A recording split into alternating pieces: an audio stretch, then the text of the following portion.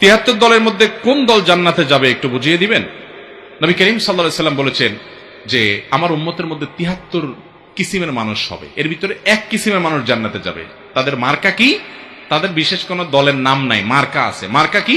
মার্কা হলো মা আনা আলাইহি ওয়া আসহাবি, যারা নবী করিম সাল্লাল্লাহু আলাইহি সাল্লামের সুন্নাহকে খুঁটে খুঁটে সেটা অনুযায়ী চলে এবং সাহাবীদের আদর্শ যারা অনুসরণ করে, অর্থাৎ আহলুস সুন্নাহ ওয়াল জামাআহ, মুখে না, তারা প্রতিটা কাজ কার কথা অনুযায়ী করে? নবী করিম সাল্লাল্লাহু আলাইহি সাল্লামের। এবং কাদেরকে আদর্শ হিসাবে মানে? নবীর সাহাবীদেরকে রিদওয়ানুল্লাহি তাআলা আলাইহিম আজমাইন। তাদেরকে শত্রু যারা বানায় না, তারা মানুষ ছিলেন, ব্যক্তিগতভাবে কারো ত্রুটি থাকতে পারে, কিন্তু জামাতে সাবাহার প্রতি ভালোবাসা থাকতে হবে এবং নবী করিম সাল্লাল্লাহু আলাইহি সাল্লামের সুন্নাহর অনুসরণ থাকতে হবে।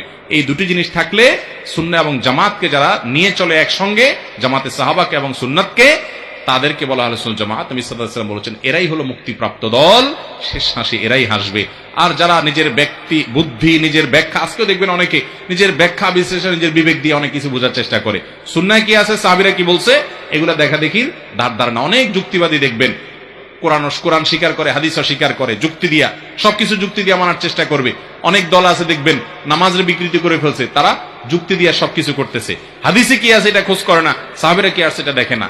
এগুলো গোমরাহ এবং ভ্রান্ত ফেরকা। আর নাজাত প্রাপ্ত ফেরকা সম্পর্কে নবী সাল্লাল্লাহু আলাইহি সাল্লাম বলেছেন যে মা আনা